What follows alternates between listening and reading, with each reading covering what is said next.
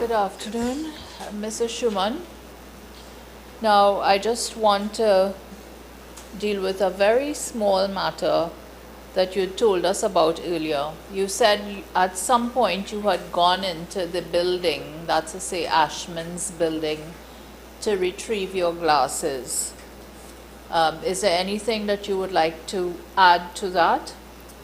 Yes, ma'am. The sequence of events as it transpired, it wasn't the day of the bomb scare that I went in. It was actually the day following. To get your glasses, That's that correct. is. That's correct. All right. And we could, if you don't mind, I'd like to maybe speak on that a little bit later. Sure. All right. So let's get back to where we left off. You said the bomb scare had been called. You saw Assistant Commissioner Thomas, but you waited in the tabulation room together with others. We were at the front entrance, myself and a whole lot of other persons from other political parties, including members of the diplomatic corps. We were all at the front entrance when that occurred. And did you go back to the tabulation room? After everyone said, after myself and the people around me said that we're not leaving, the police then departed, left the premises. Well, when I say police, I'm saying the ones that just arrived to address that issue. And then many of us went straight back into the tabulation room. Sure. And while you were in the tabulation room, apart from party agents and observers, did you see any GCOM employees? I don't recall seeing if they would have been in there, they would have been not wearing GCOM uniform. Okay. Are you familiar with the name Valerie Garrido-Lowe? Yes, I am. And are you familiar with the name Sidney Alicock? I am. And did you see those two persons in the tabulation room that day, or when you returned to the room? When I returned to the room, there was some commotion outside. I do recall there was some kind of an altercation occurring at the escalators between members of the PNC. I don't want to say AP and UAFC because they're specific to that party, and engaged in a very heated argument, very boisterous, in an argument with members of the PPP. And you could see that from the room when you looked out because of the way the room is situated. Through the glass doors and the escalators were right there, so you could see that clearly outside. How far is the escalator from the door to the glass room? It's about 30, 40 feet, if that much. Sure. Mr. Schumann, Yes, sir. you were an accredited representative of your party Yes, sir. by GCOM. Yes. Were you issued with a badge identifying you as an accredited representative? Not through the tabulation process. Not through the tabulation? Correct. I was not issued with the, if I recall correctly, because, sir, for where I contested elections was where at least my home district is in Pakuri, St. Cuthbert's Mission. If there were accreditation given out prior to that, I was not in receipt of one. However, I always took around my identification card with me. At the time, I had my driver's license, so that was the primary form of identification that I used. Fair to say that as a presidential candidate for a political party, I was known to many of the GCOM staff and many of the members of the let me force. stop you. Yeah. The focus of my question is not who knew you, Right. but the focus of my question is really to determine whether you needed to have the permission of GCOM, notwithstanding the fact that you were a presidential candidate in the elections, if you needed the permission of GCOM through accreditation to be in the tabulation room? Not to my knowledge.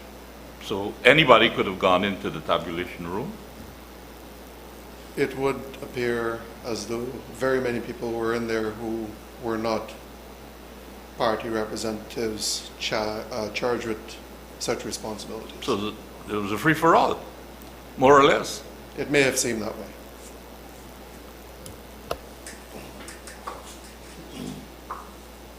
Now, can you remember who from your party was accredited? As counting agent, when I say accredited, my understanding is people, Accredited by GCOM. Can you remember now who from your party had been accredited?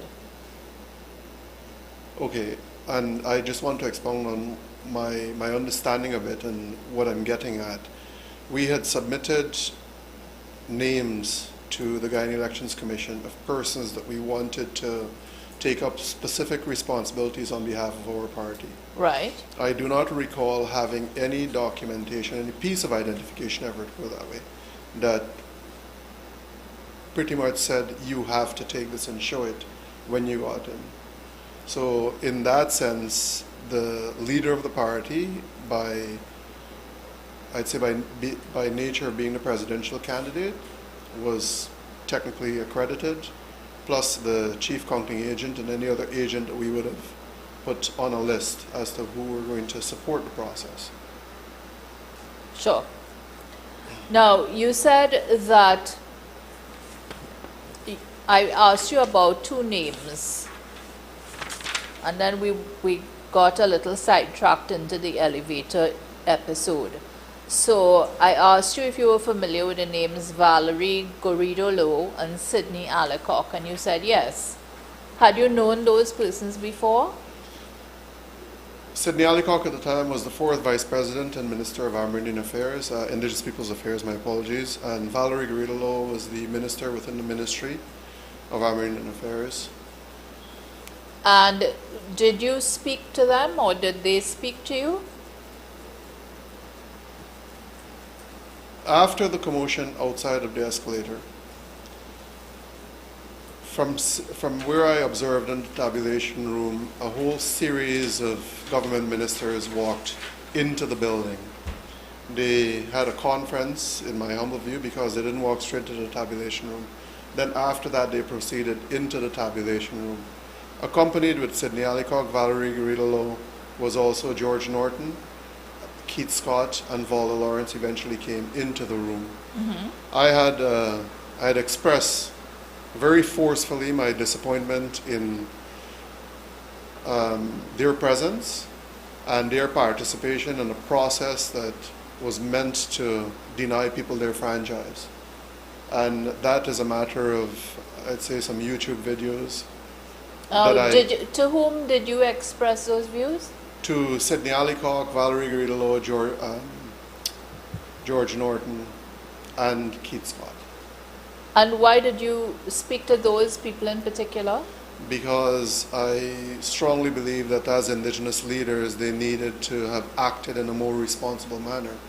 As an Indigenous leader myself, I find it appalling when I see that sometimes my people are dragged into things that does not represent the best interests of the people. Okay. And did any of the four reply to you? The subject of discussion with Keith Scott was what he had said in Parliament, that Indigenous peoples are greedy. It is on that ground that I engaged him after he turned around and started smiling and throwing some banter my way, and I simply related to him that he should be the last person to speak since okay, so we want to stick to the point. So yeah. Basically you had an exchange with them, and in particular with Keith Scott. Correct. Yes? Mr. Schuman, one of the things you said you engaged him on was their presence. Yes. You mean presence in the tabulation room or at GCOM or at that building? Their presence in the tabulation room. Yes. Yes. So the question I want to ask you, what was different about their presence from yours? You have no accreditation from GCOM. are asserting an entitlement to be there by virtue of being a presidential candidate, and you feel that presenting your ID was sufficient. Well, these are political operatives. Yes, sir. Yeah. So, Prior- so tell me why you Prior objected to to elections, we were all parties, I'm not saying we, all parties were subjected to a brief by the Guyana Elections Commission as to the process, how it should unfold, and the persons that lead political parties, presidential candidates, their responsibilities, and how far they can and cannot go in certain aspects of the conduct of elections. Basically, as a presidential candidate, we are permitted to observe any components or the entirety of the process if we so deemed. By virtue of that, my presence at the Tabulation Center was non-contentious, and that was to the persons who were accredited as counting agents or presidential candidates. I do not recall seeing Sidney Alicock, Valerie Gridolo, or any of the other ministers.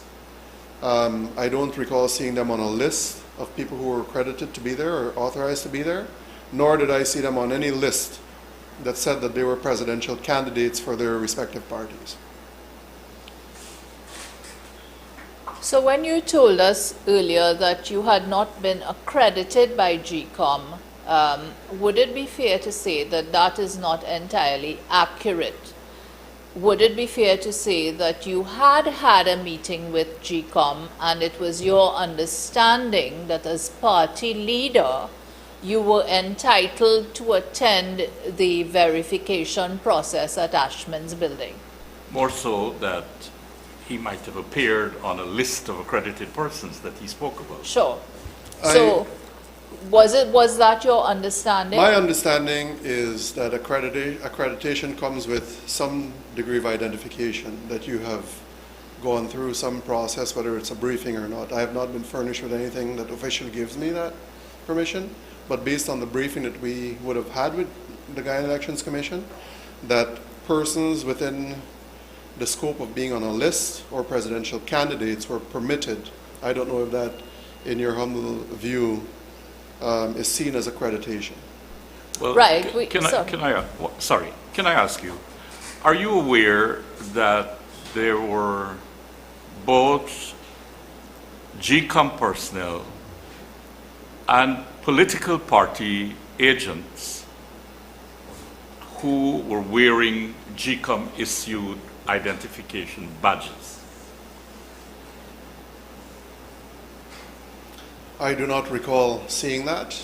Okay. Okay, that's a good enough answer. Thank you. Yes. So after the meeting, after the briefing with GCOM, as far as you understood, you were entitled to attend the verification process at Ashman's building after the close of polls. Is that correct? It is my understanding that as presidential candidate, we could have observed any of the process throughout the country, not only at Ashman's building. Sure. And you spoke about a list. Did you see that list? The GCOM list? I did not. We had furnished GCOM with a series of names that would be able to represent us at certain points. Sure. So it would be correct to say that the persons whose names you just called and with whom you had the exchange, you are not able to say whether they were on any approved list or not. I would not be able to say. Good. So you said that there had been what you describe as a ruckus on the escalator outside of the room. And did you later see Mr. Clement Mingo, the returning officer? That's correct, ma'am. After the ruckus on the escalator, after all of the ministers walked into the room and seated themselves in a very specific area in front of the APNU AFC counting agents, Mr. Mingo was accompanied by a whole series of security officers, some of them in plain clothes, some in police uniform, and came into the room. The CEO was also in the room at the time. And did Mr. Mingo at that point say anything? Mr. Mingo indicated after a boisterous complaint as to why we are not continuing with the process, proceeded to say he is there to make a declaration. And when he said he was here to make a declaration, what did you understand him to be talking about? In terms of elections, I would understand it to be that he is there to declare the results of Region 4. Okay, and as far as you, sorry? At the time when Mr. Mingo said he was there to make a declaration, and as far as you are aware, was the tabulation for Region 4 completed? No, Your Honor. Thank you.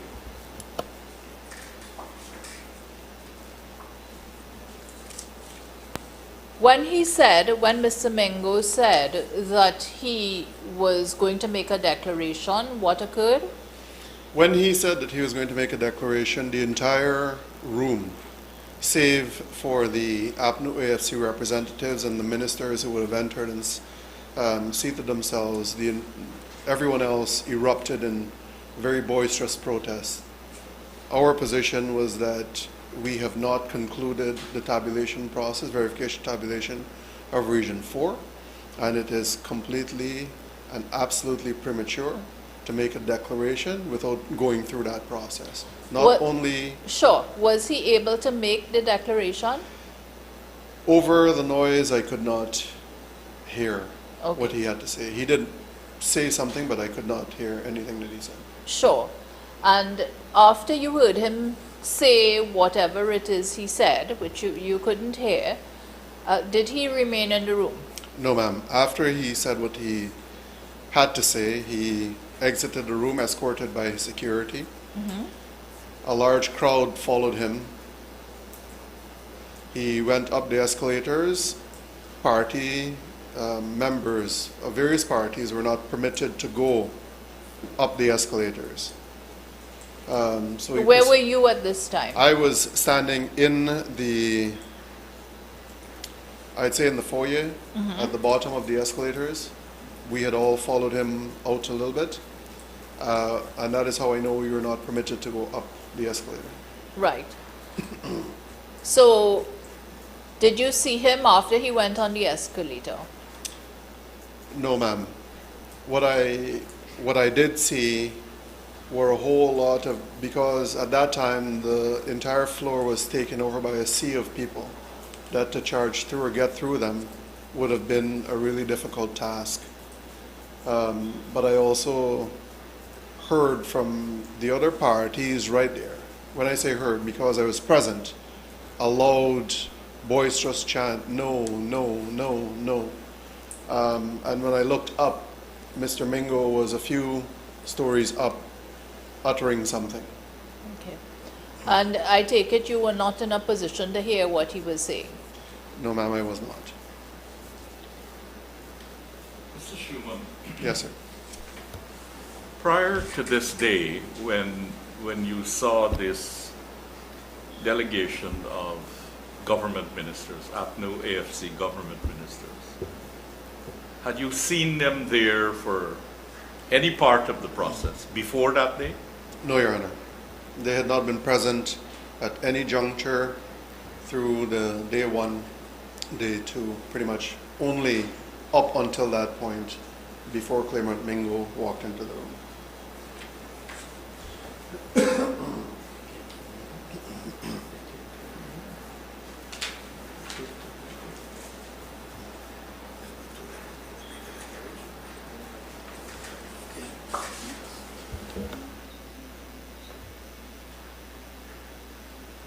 Yes, Mr. Joseph. Yes. Now, I want to take you back a little bit to before Mr. Mingo attempted to make or made these declarations. Are you familiar with the name Karen Cummings? Yes, ma'am, I am. And can you tell us what position Ms. Cummings held in March, well, in 2020? At that time, when I saw Ms. Cummings, she would have been holding the post as Minister of Foreign Affairs. And did you see Ms. Cummings on the day of the attempted declaration? Yes, ma'am. Before Mr. Mingo came into and before all of the government ministers marched into the building, I was part of a group of people who stood at a door inside Ashman's building on the second floor, where all of the observers and the diplomats were summoned to a meeting convened by Ms. Cummings. I stood at the door and listened to her threaten to revoke the accreditation of these observers, and she was accompanied at that meeting by Roxanne Myers. When you say Roxanne Myers, you mean the Deputy CEO of GCOM? That's correct, ma'am. Now, you speak about a group of observers. Can you now recall any of those observers in particular? Former PM of Barbados, former PM of Jamaica. There were the American, European, Canadian ambassadors and High Commissioner in there. AmCham, and there were a few other domestic observers, accredited observers in that room. And when you say former Prime Minister of Barbados, are you referring to former Prime Minister Owen Arthur? That's affirmative, ma'am. And when you say the former Prime Minister of Jamaica, are you referring to former Prime Minister Bruce Golding? Yes, ma'am. Now, when Ms. Cummings threatened to revoke their accreditation as observers, did any of these gentlemen say anything? Mr. Owen Arthur, he protested very vociferously, stating that the accreditation was not given by the government of Guyana, but by the Elections Commission. They were operating under international treaties and international law. And there was a whole, I'd say a whole lot of support for his position. What did Ms. Cummings say or do? Ms. Cummings, she did not say much else. A phone call came through on her phone, which Ms. Myers was holding. She gave it to Ms. Karen Cummings. She took the phone call and then exited the room. And just left the observers sitting there? That's affirmative. Some of them were standing at that moment. Sure. Now, can you tell us about your observations about the reaction of the observers to this statement by Ms. Cummings? It was one of disgust, absolute and utter disgust, that you could invite foreign missions to come and observe a democratic process. And not only to the observers, I think the members of the diplomatic corps to come and observe a democratic process, and when they get to the point where they're doing what they had committed to do, you were threatening to remove their accreditation. It was utter disgust. Did Ms. Cummings give a reason for wanting to remove their accreditation? Not that I could hear. And during all of this, you were standing by the door to the room, according to what you've told us? That's correct, ma'am. Did you at any time move from the door of that room while Ms. Cummings was speaking? No, ma'am. Now, during the course of that day, did you remain in Ashman's building? Yes, I remained in Ashman's building, what I would say for the entirety of the day up until around 5 o'clock. After the episode on the second floor with the observers, did you return to the tabulation room? Yes, ma'am. Was any verification, counting, or tabulation process going on in that room? There was a complete cessation of activities in relation to GCOM's process. What then occurred after you returned to the tabulation room? When I returned to the tabulation room, all of the political parties present, we were just hovering around, wondering what next. The observer missions were present. At one point, we were overcome by fear that some harm may come to the chair of the Guyana Elections Commission since we had not seen her. Attempts to contact her had proven futile, and we were informed that she was being held in the building. Well, when I say informed, you know. Yes, you the heard suspicion. certain things. Yes. So did you go anywhere? Did you leave the tabulation room? When Just a second, sir.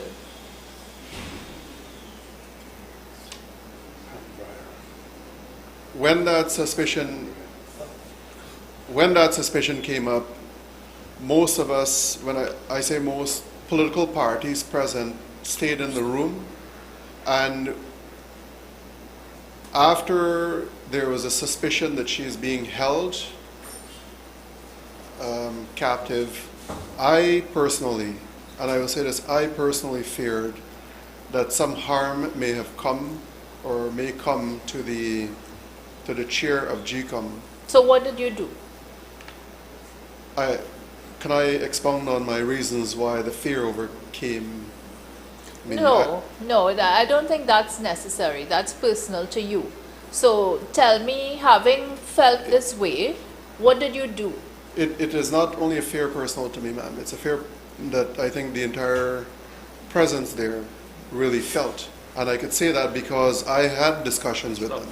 Right. The fear, Just a second. The chair would like to speak. You have to, what you want to tell us is not really necessary. We have certain terms of reference, and the commission, aided by council, is keeping that in mind and keeping focus on the terms of reference, so that these personal feelings you may have had or engendered are not really necessary. What we want to know is what happened that day. So you just said that you had this fear that the chair, that some harm may have come to her. I think what council is trying to get from you, as a result of that fear, did you do anything? And if so, what did you do?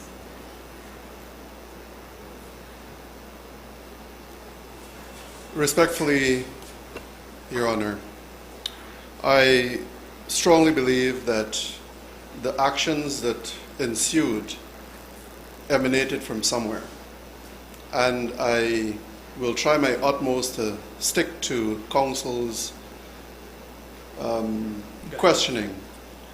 There is one thing that I wanted to communicate very explicitly, is the implication, and maybe not necessarily for the commission, but we also have to understand that there are people watching this who may not be clear on the process.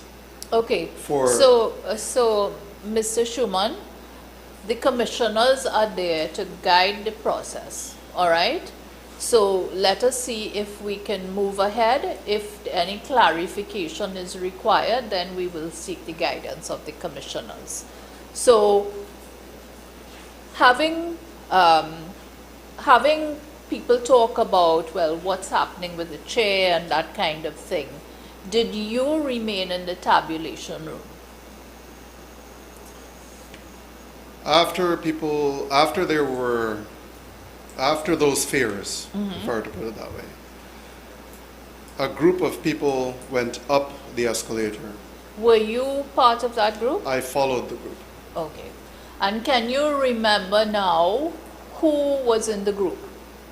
I cannot remember all of the persons there. Can you remember any names at all? Any persons who'd been in that group going upstairs? Nigel Hines, Josh Kanai, those are two names that come to me immediately. Sure. Yeah. So you followed them, and where did you go? We went to another floor in the Ashman's building,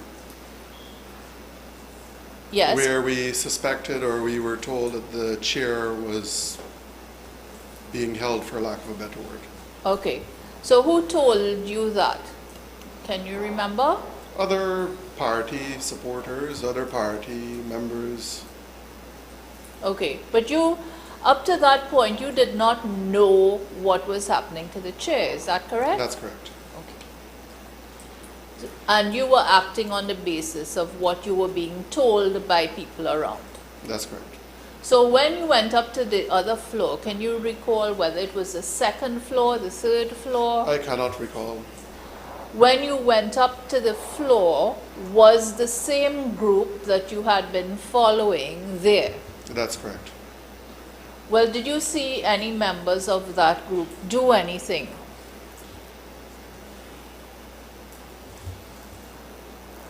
When we got to a specific door that was heavily guarded by police, some members of that group charged at the door, forcing it open. And when they forced the door open, did any members of that group enter the room? Yes, Did you enter? I did not, but I could see clearly because the room had a glass window on the outside. It was a wooden door, and there were curtains. When the door was breached, one of the persons that got in opened the curtain so that people could see from outside to in, and the door was wide open. There were police officers in that room. Okay. There were police officers, you said? In the room, that's In the room. affirmative. That's affirmative. Just And police officers. That's affirmative. Police officers and the person that breached the door.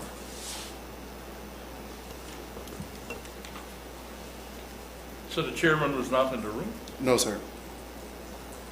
And what, if anything, did the police officers do at that point? The police officer threatened to arrest anyone who came in. They were manhandling Mr. Hines. They had arrested Josh Kanai at the time. Okay, so did you see, after going into that room, did you see whether Josh Kanhai did anything else? No, ma'am, I did not. Okay. And after the police spoke, said that they were going to arrest people and so on, what did you do? We all hovered in front of the door. I stood there behind the crowd, inquiring as to where the chair may be.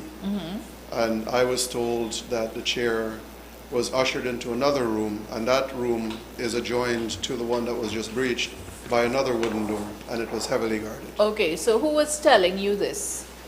Other supporters who were on other parties, supporters, Okay, party members. so you didn't know this for a fact? No, ma'am. And you didn't see anybody being escorted into another room? No, ma'am. Okay. So, I beg your pardon, the chair wants to ask you something. You were interested in ascertaining the whereabouts of the chair? That's all. What was your purpose of going into the room? To ascertain the safety of the chair, not only her The whereabouts. safety of the chair. That's affirmative. But would that have been your responsibility? I think it is. Having gone there and having seen the team of police officers, did you think that was your responsibility? I think as a political leader, Your Honor, that it is the responsibility of every civic person, their civic duty, to ensure that no harm comes to any public employee, including my own. Yes, I accept what you say. But over and above that, the police have special duties. So having gone to the room, your intention is to ensure that no harm is brought to this individual. And you come upon several police officers manning a door. And the door is breached. Several police officers are inside the room. You still, at that time, thought it was your duty to ascertain whether the safety of the chair. Yes. Now, Mr. Schumann, this morning you told us that you over the course of the 2 days or so, you had made several attempts to reach the chair. Do you recall telling us that? Yes, I do. Now, Yeah. had you, Councillor, might I offer some information? And to the chair, respectfully.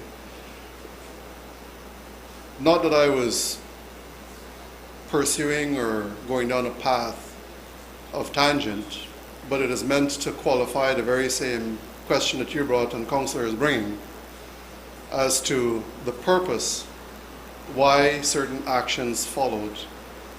The implications of having harm come to the chair without any kind of verification would mean that there could be no declaration of results. It would mean that that the government may sit in breach of certain articles of the Constitution. It would mean that we would have to go and rerun the entire elections. That is what drove our actions to ensure and to verify that the chair was safe. yes, and I just want to take you back a bit. So, over the 2 days or so that we spoke about, you told us that you had made several attempts to communicate with the chair as the leader of your party. Had you been successful in doing so? No, ma'am. Had you telephoned? Yes, And had you messaged? Yes, ma'am. And had you received a reply? No, ma'am.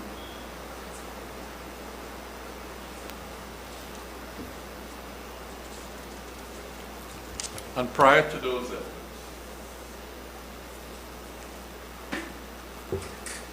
Prior to those efforts, no, I wasn't finished. Oh, my apologies. you were My apologies. I thought That's you. okay. Prior to those efforts, were you in contact by these very means with the chair? At the commencement of the tabulation of Region 4, Even beyond that? beyond that, I would communicate with the chair in terms of electoral matters as the leader of my party, and she would respond in kind. By telephone, by message? That's affirmative, sir.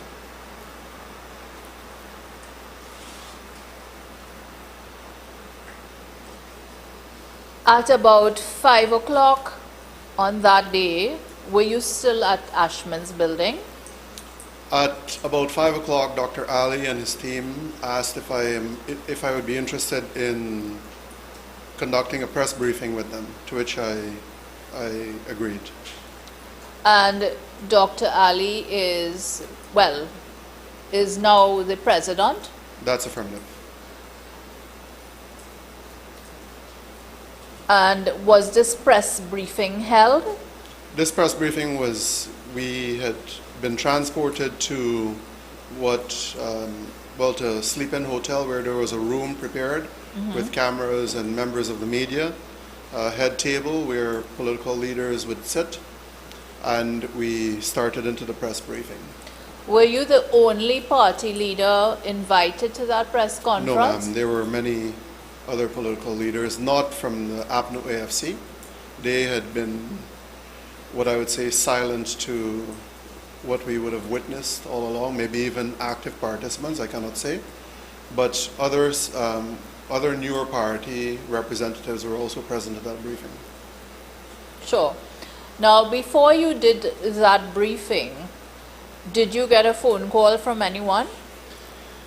Before we did the briefing, I was called by our agent, Andrew Ramcharan, stating that TSU ranks had shown up, along with Ms. Myers, stating that they have to evict the building. And when you say TSU, do you mean the Tactical Support Unit? That's affirmative.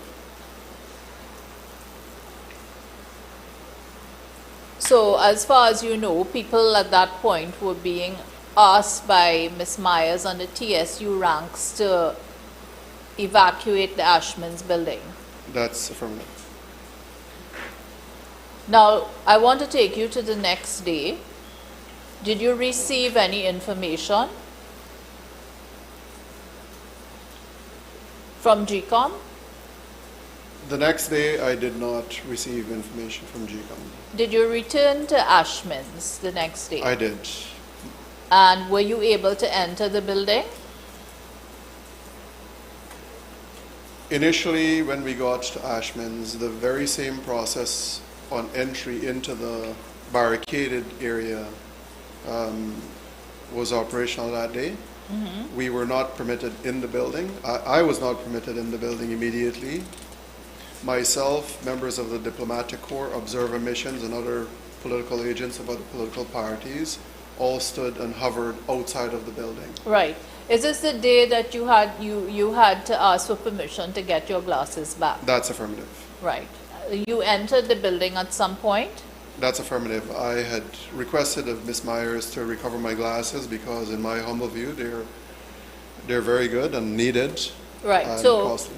did you go to the tabulation room to try to retrieve your glasses? That's affirmative. I was escorted into the building By whom? by, at the time it was a police officer, escorted into the building. Inside the building, there was heavy police presence. There was a whole series of GCOM staff. There were a whole series of garbage bags containing I don't know what. The entire tabulation room was cleared. All the tables and chairs were stacked. There was nothing in that tabulation room. Did you find your glasses? I scoured one of the garbage bags and I found my glasses. Okay. And did you then leave the building? I was escorted out of the building, yes. And while you were outside of the building, did you receive notification of a court ruling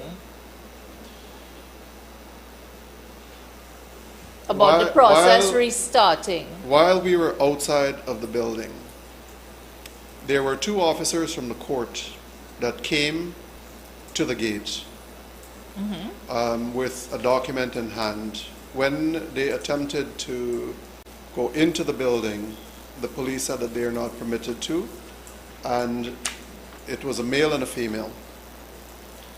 At that refusal by the police to let officers of the court in, the male turned and started walking in the direction of the court. Many calls by his partner or accomplice at the time, seemingly an officer of the court, because the person was so tired. The male that walked away did not even look back. Right. Okay. So you left the building, you waited outside. You were eventually readmitted into Ashman's building, correct? Eventually, we were informed that an injunction had been filed, that the process has to resume, and that we are going to be starting that process at the back end of Ashman's building. There was a room inside that. And at some point, did you go into that room at the back of Ashman's That's building? affirmative. When you went in there, did you see Mr. Clement Mingo at any point? On initial entry, I did not see Mr. Mingo. After everyone was seated, Mr. Mingo walked into the room and informed the parties, agents present, the observers present, that he was in receipt of a court order to redo the tabulation and to prescribe by certain conditions that were set by the court. So what then occurred? Very briefly, tell us what then occurred. What process began? There was a large television screen, there was a projector, and some SOPs on the table with a computer. They started to project these SOPs. Who started to project the SOPs? GCOM officials. Yes. And when they projected the SOPs, it was very clear that the numbers were altered. Why do you say that? In some instances, because of the formation of numbers, some cases you would see a 7 changed into a 9, some cases a 1 changed into a 7, 5s were changed into 8s. And what did you do at that point? There was a very large uproar from every party except the APNU AFC agents present. And what did GCOM do at that point? At that point, Mr. Claremont Mingo paused the process. It seemed as though he was willing to listen to reason. And the APNU AFC agent that was present, Ms. Carol Joseph, started yelling, not verbatim, but to the extent as, who really is in charge of this process? Are they in charge of it, or are you in charge of it? You need to take control of this. Mm-hmm. To which he became very, I wouldn't say assertive, but very determined that he is going to conduct a process, whether we like it or not. So did you remain there? Yes. And did he continue that process? He continued the process. There was an uproar from, once again, party supporters, all but APNU AFC agents. Mm-hmm. At which point, one of the members of the PPP was very boisterous, and also another observer was asking, well, we can't see what's going on there. It is going up too fast, and there are some discrepancies in what you're putting up. We would like some time to at least write these things down. He did not acquiesce to that request to slow things down, and Ms. Joseph threatened to stomp on the face of one of the observers and also to the PPP party rep that was protesting. Okay. Now, when these threats were made, did the police intervene? No, ma'am. The police stood quietly. Okay. Now, was there an injunction served on Mr. Mingo by a court-martial? My understanding from what I witnessed there is that an officer of the court came in, and in the process, he interrupted and said, well, I just received an injunction that we have to subscribe to a process. Who is the he? Mr. Mingo, my apologies. Yes. Yes. So, In the event that you did describe this person, forgive me, I might have missed it. Who was this person, Carol Joseph? Did you know anything about her? Prior to elections, I had not known Carol Joseph. During the tabulation process, I came to know Carol Joseph as a party agent for the APNU AFC party. Thank you. so Mr. Mingo indicated to the group of people in that particular room that he had been served with a court document. That's affirmative. And did he say what was to happen next? He indicated that he does not have the facilities at Ashman's building to comply with the court order, that we are going to have to move this process to the Guyana Elections Commission's head office, where he has all of the equipment that is required to comply with the court order. And was this move, did this move take, I beg your pardon? Commission. Did this move take place the same day or the following day? This move took place within a matter of hours. We were asked to pack our things and reconvene at the Guyana Elections Commission head office. Can you recall the address of that? I cannot. I know exactly where it is. The corner of Cowan and High Street.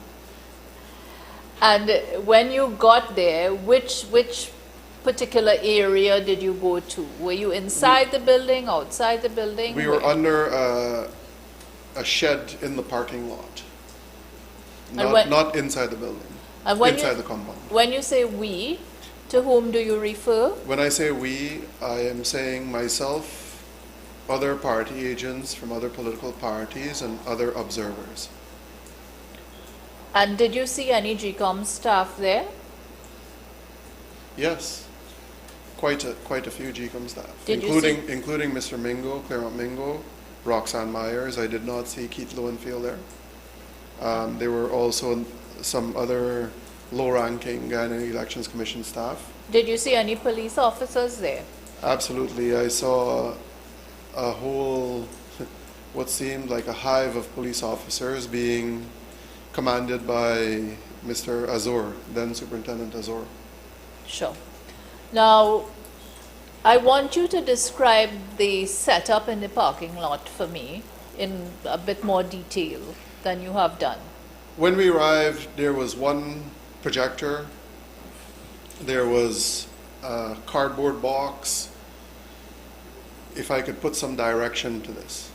Please do. In the northwest corner was a projector on a Yes. table with some documents on top of that. In the eastern corner, there was a massive cardboard box with a bed sheet strewn very loosely on that cardboard box. On the western to southwest corner were all chairs for party agents and observers to sit.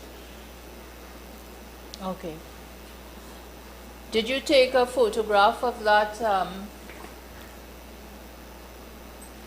that object on which what you referred to as a bed sheet was pinned up?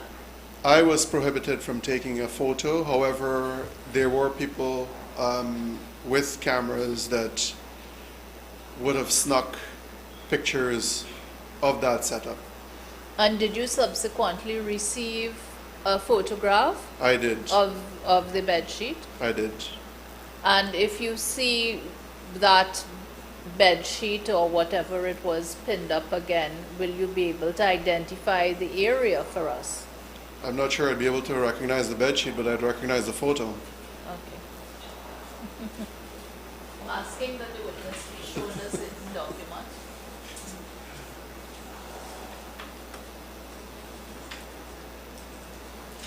So a document has been placed in your hand. This is it.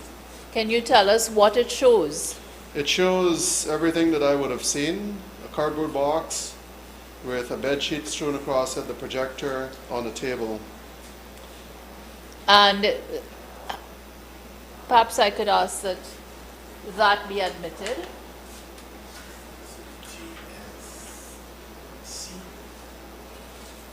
Yes, I think it's B. Yes.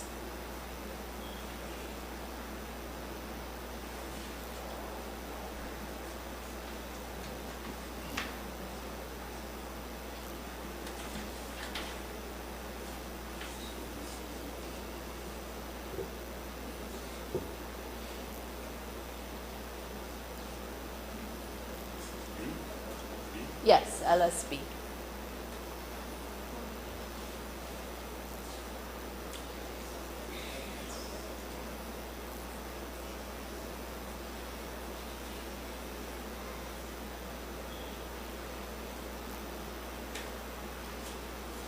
Could you just put it back in the witness's hand, please? So I'm asking you to look at a document which has now been marked as LSB, which is the same photograph you just described. Now, could you hold up that document? It's LS1B. Could you hold it up for me and indicate where the GCOM employees would have been? The GCOM employees, they're out of this frame right now. Right. But if we were to think of this as a 3D photo, Sure. there were GCOM employees on this side. Also on this side, there were police hovering in the back on this corner, and there were also some GCOM employees on the far end this way. And where were party agents, party agents leaders, observers? Would have been sitting in my hand, Okay, sure. facing the bed sheet. Yes. And about how far away from the bed sheet were you all sitting? About 20 feet, 25 feet. Okay, thank you.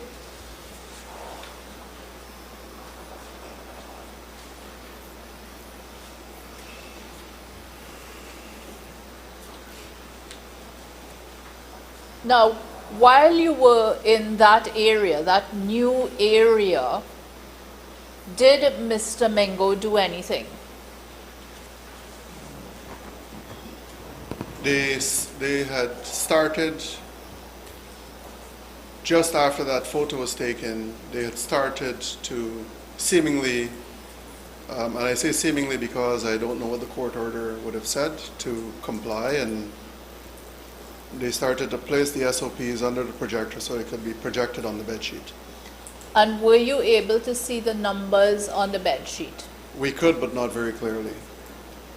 And did anyone make any objection or protest at that time? Absolutely. Various party supporters were there. There was also Mr. Yearwood, who represented ANOG, Ms. Carol Joseph, and after the protest started to erupt, I think Ms. Joseph uttered something which resulted in Jonathan Yearwood getting up and approaching her. Okay, so there was an altercation Yes. between Ms. Joseph and Mr. Yearwood. Yes, And did the police arrest Mr. Yearwood? they did. Now, you remained there, and at any point, did you see the CEO? I did not see the CEO for the time that I was there. And did you see the deputy CEO? I did. While all of us were sitting, the EU observer mission had attempted to take some pictures of the bed sheet, to which he was flatly denied. They said that you cannot, even though he stated his purpose for being there, why they need the information to ensure that their report is at least is appropriately put together. And the DCEO was walking around with a camera in her hands, taking pictures of people in the vicinity, including all of the people who were seated. Okay. And when did she try to take your photograph? She did. She tried to take, well, I would say that she did, because the camera did sound and it was pointed at me. And I told her that I do not want to be photographed. Did she said, reply? She said, if you don't want to be photographed, then you could leave. So after all of this, did you remain there? After all of this, I was too disgusted, I left. If I may just have 1 minute, please.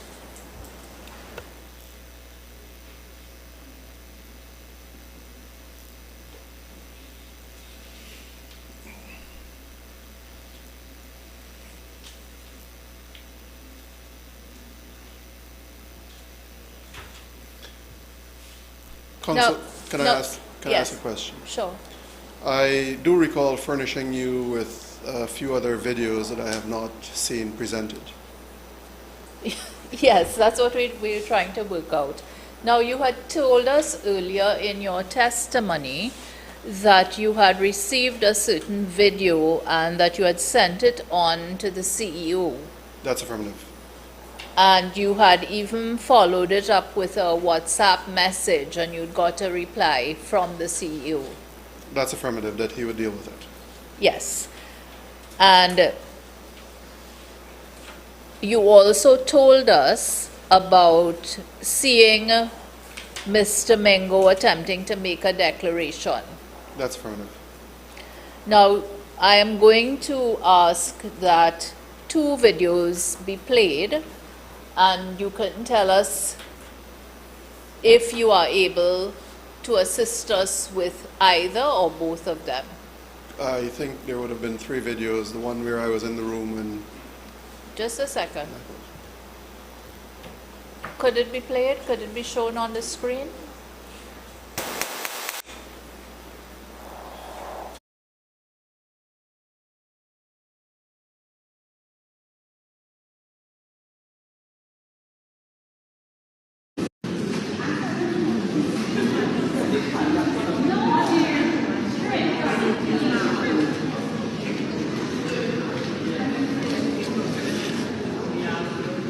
Started counting it?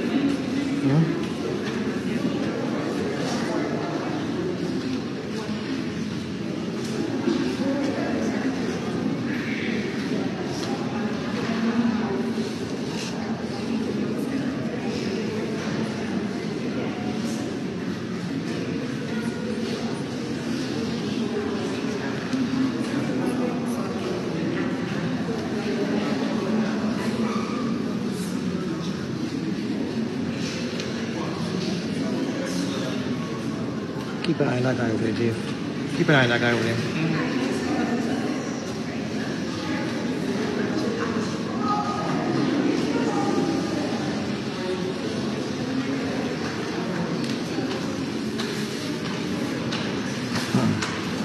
I'm videotaping him.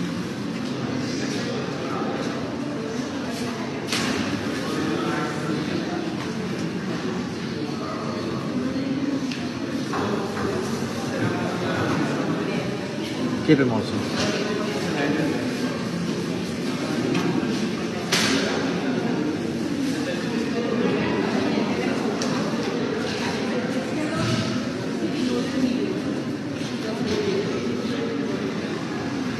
He's now sealing that envelope.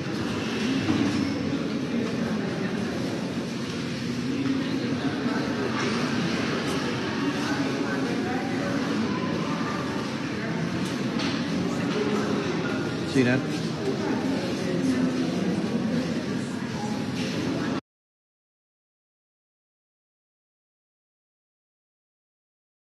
Well, Your Honor, from what I understand is that those envelopes, having gone through, and if I may expound a little bit, having gone through the recon process, those envelopes would have contained electoral papers, ballots, official documents, and so on and so forth. Having gone through a recount process? Yes. During the recount that followed this exercise, when we got into the recount process, the very same envelopes that we would have seen, well, I say similar envelopes that we are seeing on the screen, were contained in the boxes from the polling stations. So in this video, it would seem as though they're removing the seals from these envelopes. The purpose would have been shown in a separate video, which I'm yet to furnish counsel. So perhaps I could assist. Now, let us take you back to when you were in the tabulation room in Ashman's, all right? The statements of polls are contained in brown envelopes looking like the ones you see in the video? No, ma'am. The statement of polls are about this big. Mm-hmm. In the envelopes, you would have ballot papers and other statutory documents. All right. Well, clarify this for me. When you testified earlier, you said during the course of the period of time that you were in Ashman's building, you received this particular video and you then forwarded it on to Mr. Lowenfield. Do you recall saying that? That's correct. And that is before any recount, correct? That's correct. So this video was received by you during the period of time that you have testified about today. Correct. And it was sent on to Mr. Lowenfield, the CEO, during the period of time that you sent today. That's correct.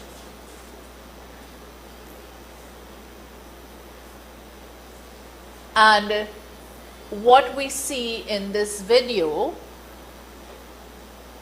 shows employees wearing GCOM uniform. That's correct. Was that the same uniform that they were wearing during the days that you were at Ashman's building for the verification or tabulation process? That is the same uniform that they were wearing for every visit that I had with GCOM, or every interaction that I had with GCOM officials before the elections and during the tabulation process. Good. And those brown envelopes appear to be sealed. That's correct. In fact, from the video, some of them appear to carry several seals, correct? Correct. And what we see, or when it was paused, we saw a GCOM employee very carefully trying to remove a seal from one of those envelopes, correct? That's correct. Now, you are not in a position to say what was in that envelope, correct? Correct. All you are able to say is that you received this video during a particular time period which you have already spoken about, not so? That's correct. I also... Thank you. Commissioners, may I inquire whether there are any other questions with respect to this video, because I'm asking that we move on to the... There is all, I apologize. No questions. Yes. Might we move on to the next? Councillor, there is something that within the very same video that needs also to be said, is that while one person is removing the seal, there is also another captured in the background that is also resealing it with what looks like a glue stick. Okay, well, could we just finish that off?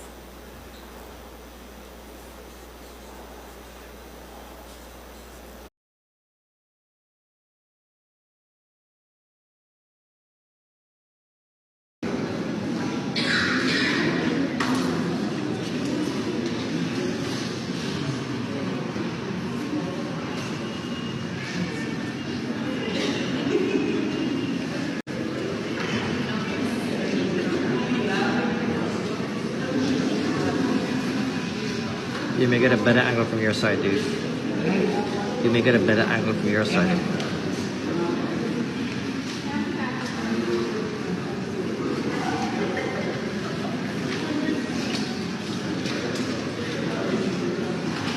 He's watching to see what I'm doing.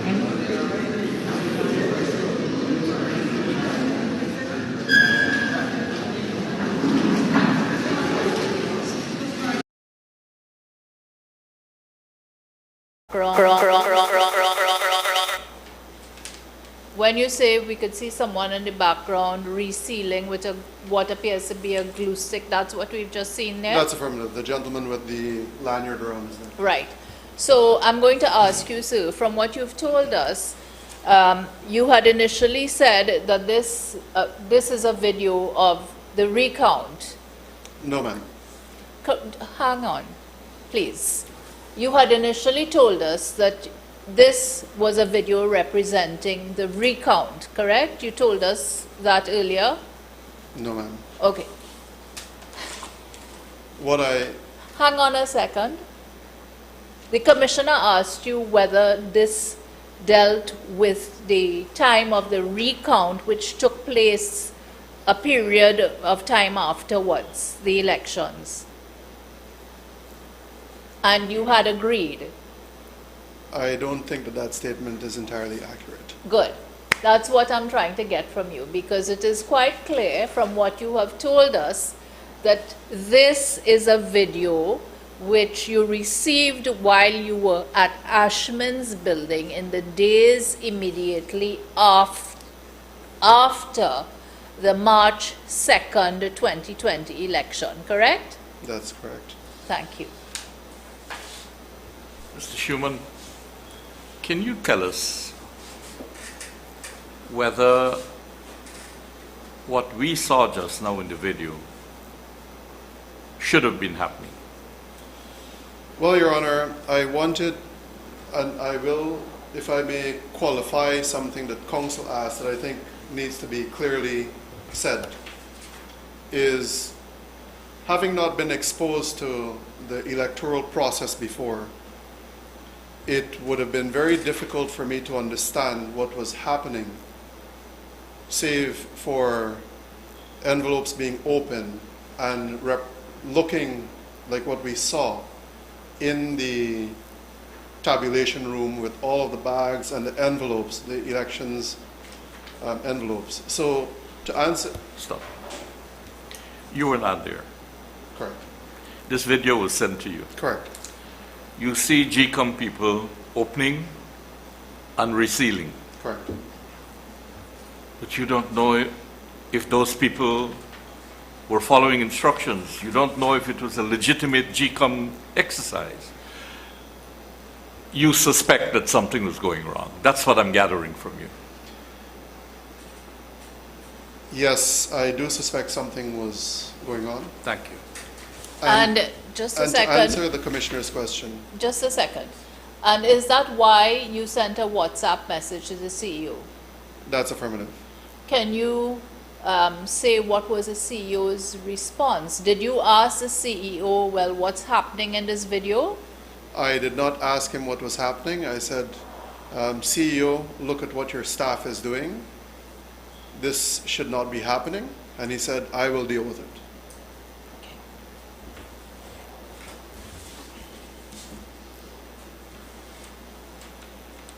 And just to be clear, from what you've told us, you were at Ashman's building during the period March 3rd to March 5th, That's correct.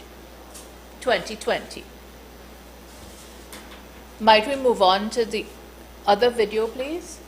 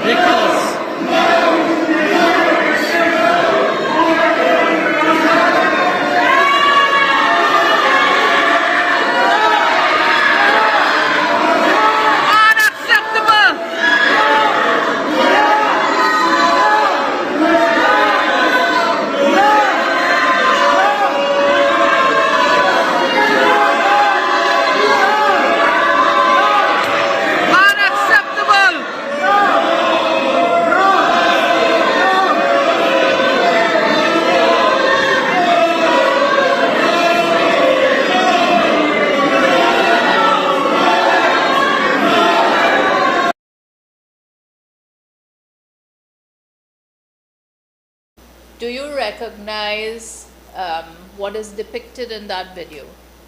I The do. place. I do. It's in Ashman's building. And can you tell us what was occurring there? Mr. Claremont Mingo, having failed to, what I would say, make a successful declaration in the first instant, after he went up the escalator, sought safety on one of the bridgeways, and proceeded to make a substantive declaration. And can you see the bridgeway that he was on in this picture? Yes, ma'am. Could you indicate to us where it is? That is inside the Ashman's building, on the stairs leading up to the third floor. Okay, and can you identify, well, is he wearing a particular color of shirt or something that you could identify him by? Not from where I'm standing right now. No problem. And who were these people on the ground floor shouting unacceptable and no, no, no, and so on? Those were all political party supporters of various political parties, except for APNU AFC agents. Sure. And they yes. were also, in the crowd, there were also observers who were joining in on the chant. Could the video just be taken to its end, please?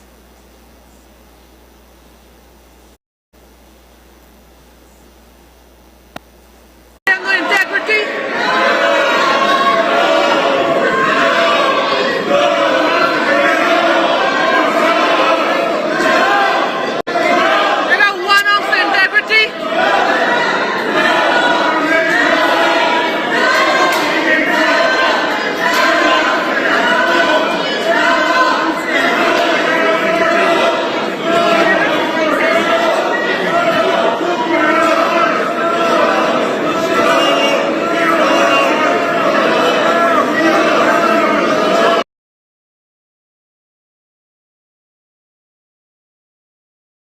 Look at the persons on the bridge there that we are seeing.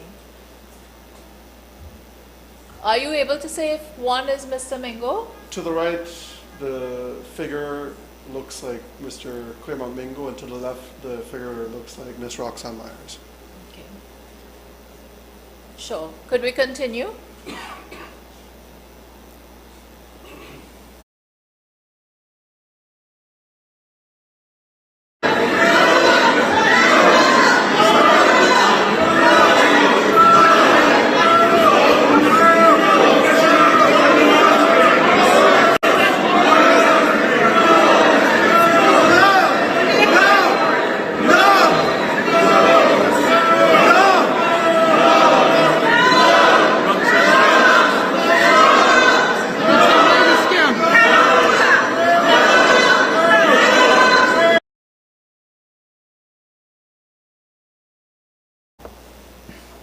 Mr. Schumann, you would have been one of the persons on the floor that day. That's affirmative, sir. Who generated this video? I am not entirely sure. It just came to you, That's affirmative. anonymously. That's affirmative. Thank you.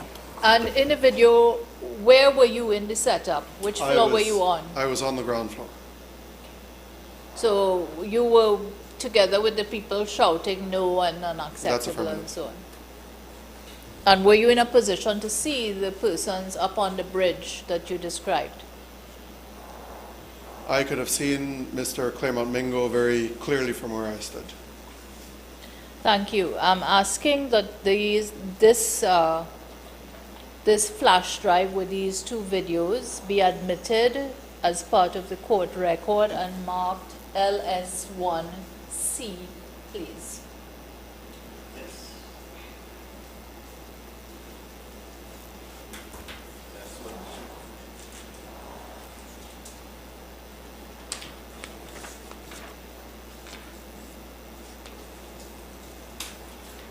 Clock, sir.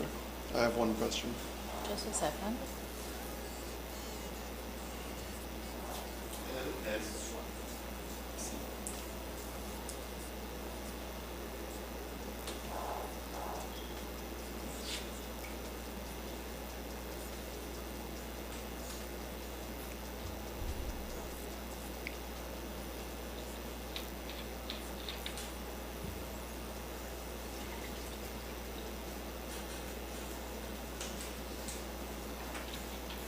Yes, so well, it's not normal for people in the witness box to ask questions, just to answer them, but with the chairman's leave, do, yes? Through the chair, I do recall furnishing you a video also with the threats by Miss Cummings to the observers. I'm curious to know if that is also part of this submission. Yes.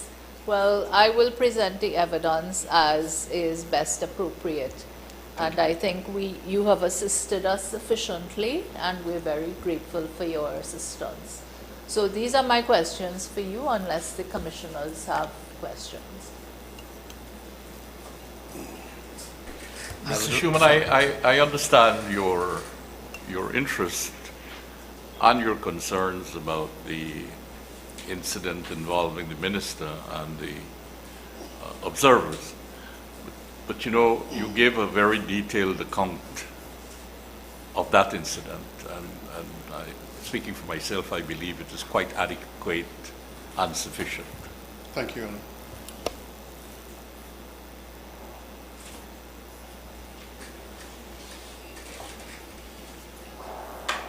These are my questions for this witness. Might he be relieved? Yes, Schumann, thank you very much for your attendance today. You are relieved from further attendance. Thank you, Your Honors. Thank you, sir. Mr. Chairman, Commissioners, this is as far as we can go today. Are you likely to go anywhere tomorrow? Hopefully. Please,